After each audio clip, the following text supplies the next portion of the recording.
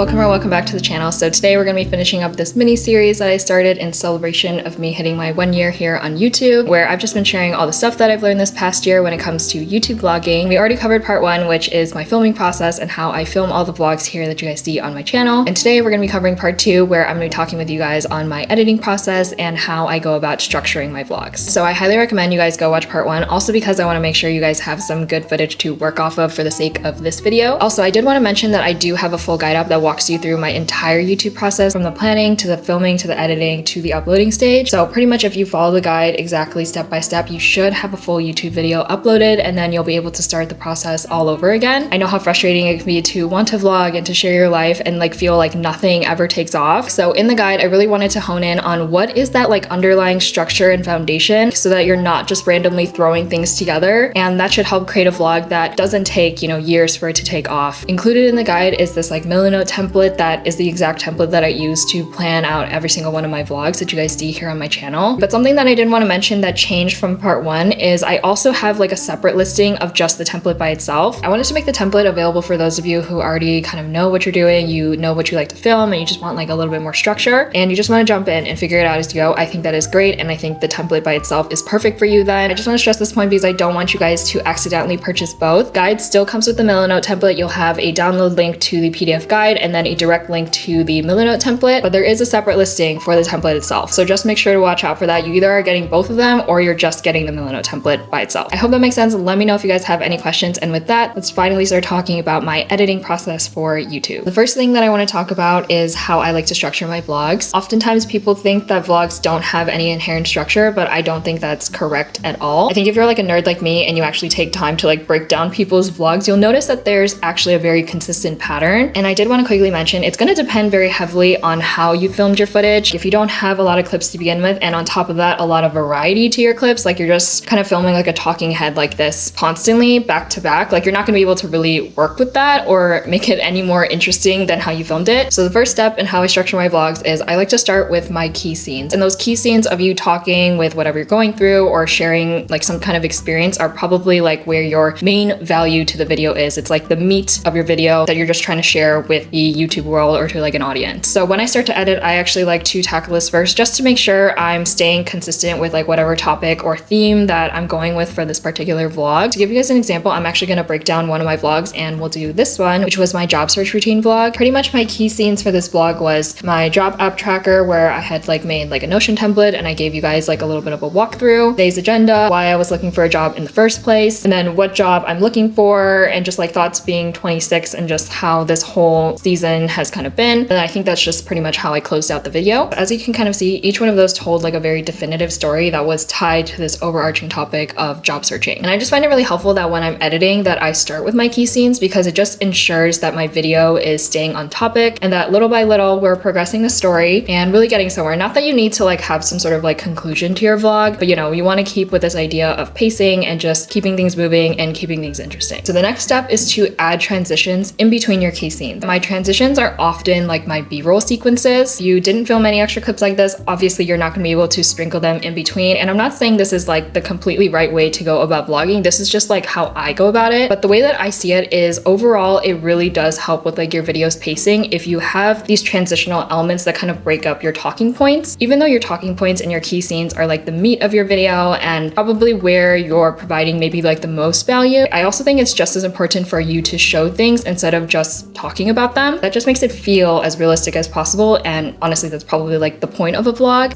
Yes, it is important to share your thoughts, share your ideas and your experiences and whatever you're going through, but it's just as important to show you actually doing it, show you actually experiencing those things and working towards whatever it is. So I think the way that I like to think about it, especially in my filming process, is I ask myself, what are pieces of this video that I can talk about versus what are those things that I can actually show and that be a lot more compelling. On top of layering in these transitional clips in between my key scenes, this is also where I layer in music as well, just because obviously I'm not talking in these transitional elements, so I think music plays a bit of a bigger role. The few things that I would say about music is just make sure that it matches the vibe of your clip. If you're, I don't know, working on something that maybe isn't the most pleasant thing, you probably don't want to layer in a very happy, upbeat song. The other thing that I'll say about music is make sure that you match your clips to the beat or just the flow of the song. Don't be lazy and just layer on the music and then just be kind of sloppy with how you structure your like transitional B-roll clips. And I personally think that when you match your clips to the beat of whatever song you're using, it looks very nice visually. It's just like a way nicer experience. It doesn't feel like this section is kind of like a waste of time. And honestly, the point of the transition is to help you lead into that next talking point. So you just like want to make that as smooth as possible. So I hope that makes sense. Going back to our example of my job search routine vlog, I think the transitional sequences that I had layered into that video were me actually showing me use my Notion template and applying to a few jobs. I think I had this like super short transition of just me hopping into my car before I went into that talking sequence. And then I had a longer transitional sequence where I actually went and visited one of my friends. She has like the most adorable little baby. And I just edited this longer transitional sequence of me hanging out with them and just taking a little break from job searching for that day. So I feel like if you put all of those together, like with my talking sequences, it just makes for a more interesting vlog. I feel like something you guys can think about as you're trying to like sequence and like figure out where exactly you should put those transitions. Just like think about the viewer and like how you want them to experience going through this entire thing with you, and just like how throughout the course of the video can you visually walk them through that exact process instead of just simply telling them about it. And also something to take note of is these transitional sequences like don't need to be super duper long. When I went to my friend's place, like I really wanted to show that moment of slowness and just like peacefulness while I was like playing with her baby. But I feel like I only really needed that very quick transition into my car because I just wanted to jump into the topic and talk with you guys almost like I was on FaceTime to share my immediate thoughts about how the job search has been. So I hope that makes sense. And I think what really helps me is like planning and plotting these kinds of transitional sequences out, which I actually do cover a lot more heavily in my guide, specifically in the planning section. From here, I actually like to go back to the beginning and work on my intro slash like trailer sequence. In general, out of like all the vlogs that I've seen, a lot of creators like tend to give like a preview of like the rest of the vlog. I have tried that before. I personally don't really like it. This is just like my own personal take, but I feel like when you put like back-to-back clips of random parts of your vlog and then you like jump to your intro, I just feel like that's very jarring. I just prefer for my vlogs just like really easing the viewer into it. And I mean, if you think about a movie, you don't really like get a preview of like the entire movie and then like jump back to the beginning. Most of the time in a movie, they really try to like set the scene, almost like warm the audience up to the rest of the film. And that's pretty much what I did for the beginning of this video. I know it might seem a little bit extra. I just find it really immerses my viewers into my space to kind of like slowly welcome them before I even say anything. At this point, you should basically have like most of your video, or at least the structure itself, pretty set. But one last thing that you can add to your video structure are some video overlays. So if you watch part one, and maybe it might be the case in this video, I'm not really sure, you probably noticed that as I was talking, it would cut into these videos or like these scenes where I would kind of like show you what I was talking about. I'm not saying it like 100% definitely is, but I feel like it can get a little bit boring when you're just like talking through something for like 5 minutes straight and the only scene is just you talking to the camera. On top of that, what I find really valuable when you layer on these video overlays on top of your key scenes or your talking sequences is this idea that you're actually talking and showing at the same time. This is like the only place where you're doing both. So I think that's really helpful, not only because it adds a lot of visual variety and helps with pacing, but also I feel like depending on what you're talking about, it helps you feel maybe a little bit more reputable because you're actually backing up the things that you're talking about by showing it simultaneously. So that's pretty much how I structure my vlogs. Again, you want to make sure you have quite a variety to your footage because it's going to be really hard to structure your vlogs in this way if you don't have a lot of clips to choose from. And the next topic that I want to talk about is how to add in your own style, branding, and personality while you're editing. I think fonts are more than enough to add your own personality and flair to your videos, just because it stems from this overarching idea of like typography, like different fonts evoke different emotions and different vibes. I feel like there are two ways that you can approach fonts and how you want to utilize them in your YouTube video. I tend to kind of like mix the both of them, but the first way is finding a font that like matches whatever video that you filmed. So to go back to my job search routine vlog, I feel like that video was a little bit more serious. So instead of like a really playful font that you guys are probably really familiar with on my channel, I decided to use instead this like super clean, neat serif font. Like you could almost use this font on like a resume or something like that. And I just felt like it matched this very clean nature of this particular vlog. But on top of that, in this video, I also included a second font. And this is like the second way I like to go about fonts, where I try to choose something that showcases a little bit more of my own personality. I'm such an open book, but like you kind of have to break through that like first really tough exterior. So like internally, I feel like I have a lot of thoughts. I'm a pretty silly person, but I'm just like really bad at externally showing these things. So I really love choosing handwritten fonts, which is exactly what I did in this job search routine video, because I feel like if I had just stuck with like the plain serif font, it would have made the video feel very rigid. But I added this really cute handwritten font to kind of like show you guys like what I was thinking behind the scenes, even though I didn't inherently say it out loud. I just really liked how this this font almost made it feel like I was annotating and writing little notes all across the video. So I hope that makes sense. I feel like a lot of the times on my channel you see a lot of like free spirited fonts, and I just feel like that is like me to a T, because I don't know, I just like love working on like a lot of different projects and like trying new things. So I feel like I tend to look for fonts that give more of that energy versus something that's maybe a little bit more elegant or sophisticated. So I think it's actually really important to like have a blend of both. Like don't just go off of like the vibe that you want your video to exude, but I think it's also really important to have it tied to who you are and your personality. If you guys are curious what specific fonts that I have used across the entirety of my channel, it is in my guide if you guys are interested. Obviously there are a lot more ways where you can showcase your own personality and style while you're editing. I just wanted to talk about fonts because I just feel like they're like the easiest thing to implement. Honestly, sometimes it's just like best to try to get the video done and then maybe try those new techniques in the next video. I'm gonna walk you guys through a color grading example now. I feel like this is definitely like the #1 request that I get, but I don't really necessarily know if this is like the right way to go about it. Actually, I know it's definitely not the right way to go about it, but this is just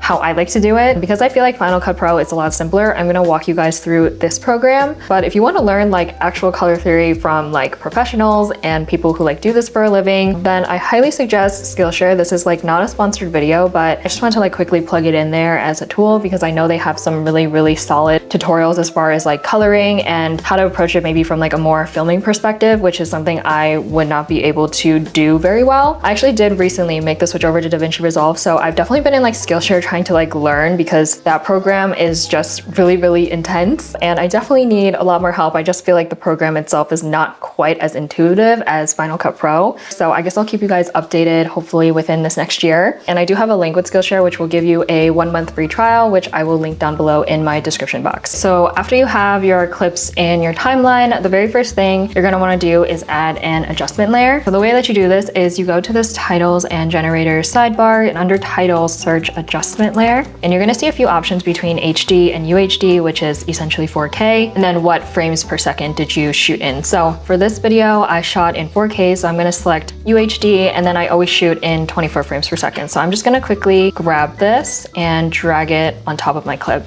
just like that. So pretty much what an adjustment layer does is it keeps like our clips very clean so that if we like make adjustments, we didn't like mess with the actual clip itself, and it just helps like not make it as messy. The other reason why the adjustment layer is helpful is because let's just say you had, you know, your talking sequence and you cut it up clip by clip to get rid of like all the breaks, you know, all the moments that you messed up and it got removed from the timeline. So basically what's nice about it is you'll be able to drag that same adjustment layer of your color grade across all of the clips instead of copying it into each clip individually, if that makes sense. Obviously I'm only editing this one clip, but just to give you guys a better idea when you actually start editing your entire video. So looking at like our Final Cut Pro dashboard, you guys are gonna see this waveform that I have up here, which basically shows like the reds, greens, and blues in my frame. So the way that you're able to show this is you go to view and then you scroll down to show in viewer and then you click video scopes. Obviously like I unclick that, so I'll show you guys again. So view, show in viewer, and then click video scopes. Again, this is just how I color grade. I'm not saying like this is like the correct way to do it. So please don't judge me. I swear I will get better at it when I officially learned DaVinci Resolve, but I'm just purely sharing what has gotten me through this past year on YouTube. Okay, anyway, moving on, what you're gonna do is select your adjustment layer, and then you're gonna move into this section and you're gonna click the color inspector. Then you're just gonna add a color wheel correction. And then personally, and I don't know why, I've just like always found it easier to color grade when I like lower the saturation a little bit. So I feel like anywhere between like 0.8 to like 0.95 is like a good rule of thumb. So for this one, I'm just gonna do 0.9. This just kind of gives me a little bit of a cushion when I'm like adding colors to not go overboard and make me look like an Oompa Loompa. So I feel like for my particular way I like to color, I like a warmer color profile. Color grading really depends on what you're going for, and like one little note that I will make is if you're not at the very least like setting your white balance and you're like just leaving everything on auto, it's gonna be really hard to color grade because your coloring is gonna be like all over the place, because if you have it on auto, it's just gonna keep changing. So just at the very least, make sure you're trying to set your white balance while you film, because it will make your life so much easier when you're actually sitting down to color grade it. So since I mentioned I like to go for a warmer color profile, I'll take this little dial right here on the highlight section and I will slowly bring it up towards like an orange tone. Honestly, don't need to add a ton, like don't drag it all the way up to the corner because the whole frame will turn orange. And then I would say between the shadows and midtones, I've kind of varied it on my YouTube channel. Lately, I've just been wanting like a really warm color profile. So I've actually been been dragging my shadows as well into that orange tone. But initially, and I would say across like a lot of my videos this past year, I actually have been doing like a little bit more of a contrasting style, and I've been dragging it into this more teal shade. And I don't know if you guys can like see the subtle difference. I will maybe like put it up on the screen. Just kind of depends. I would say like if you are noticing like your frame itself is leaning really cool toned, then I wouldn't obviously add cool tones into the shadows more. And again, I don't know if this is right, but this is just what I do it. But I just basically do the opposite for my midtone just to add that subtle detail of contrast. So in my midtones, I'm going to slowly drag this to this like teal green kind of shade. Final step, I will actually reference this waveform that I had you guys pull up in the very beginning, and I will just drag my highlights down until it's underneath this 100 line. And if any of these graphs are actually touching this 0 line, which you can see in this blue one, then I just like leave my shadows the way it is. But let's just say they were like all the way up here, then I would drag it down until it touched. Just to kind of summarize like the differences between the two, for the highlights, I make sure all 3 of the graphs are underneath that 100 line. But for the shadows, I only make sure one of them is touching that 0 line. I just realized I picked kind of like an unflattering frame for me to color grade this entire time. So anyway, I did want to make this like one little note is when you're moving these dials on the highlights and shadows, I just kind of like eyeball it. Like if it feels like it's leaning a little bit too yellow, then I'll drag it more into like an orangey red tone. Pretty much like same thing for the shadows as well. I just kind of like to go for that like warm color profile, but something that also looks as natural as possible. So yeah, this is what we have so far, and I will kind of turn off the color wheels and turn it back on to show you the difference that we have so far. And personally, I think it looks a lot better. So our next step is to go back to this tab, and then we're going to add a color curves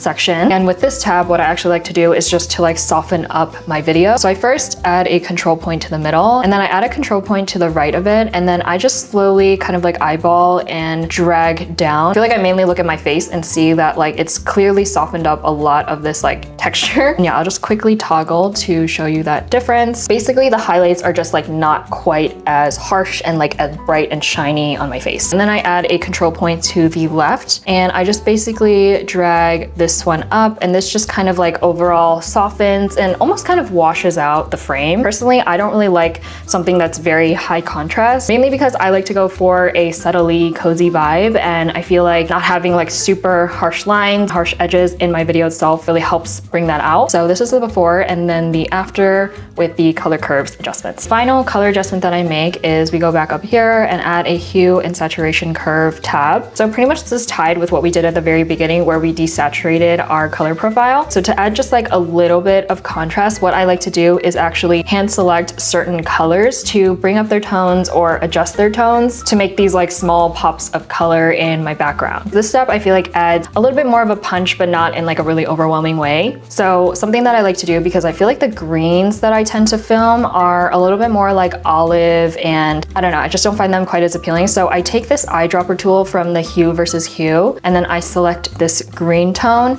Yeah, you can see it like leans a little bit more yellow from just like where it fell on this color line. And then I just like to drag it like a little bit down just so I get a more true green tone, if that makes sense. And you can see it even changed like the flowers over here, some of the green stuff that I have here, even like a little bit of my plants and my smiskies. And then from there, I like to go to this hue versus saturation section and grab the same eyedropper tool. And then I'll just like select those same colors like this green one, and I will just bring up its saturation. My mic is actually a more true green, so I will drag this up over here. And yeah, I'll just kind of like look around my frame and see kind of what catches my eye. Like I see this like little blue back here that maybe I want to highlight, and I can also bring up the saturation of that. It's really hard to do this as I'm talking, so I made little adjustments and I think this looks pretty good. I'll show you guys the before, and then this is the after. Very subtle. If I'm like cramped on time, I actually kind of like skip this step, but it is really nice, especially if you're in a space where there are tons of pops of color and you like really want to bring those out in the background, or if you feel like a certain color is just like kind of taking away from your frame. And it's really nice to be able to adjust the tones of those colors and make it work a lot better for whatever color profile that you're going for. One last thing, because I noticed when I added my hue and saturation curve that my color profile was leaning like a little bit too green. So very quickly, I go to this color curve section and I go to this red tab and I select an orange tone. And then I just drag the middle of this up just to add like a little bit more warmth to the entirety of the frame. And now I can show you guys like the full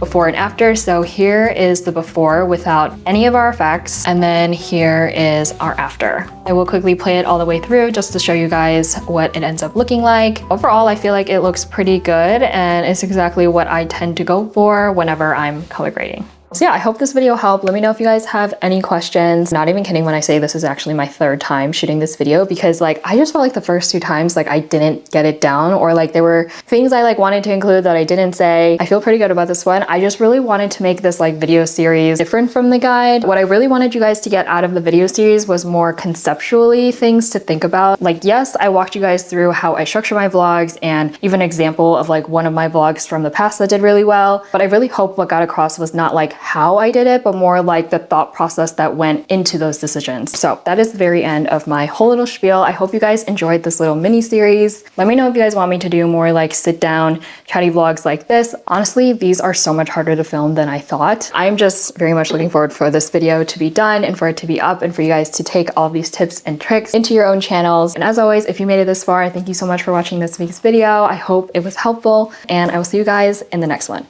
Bye!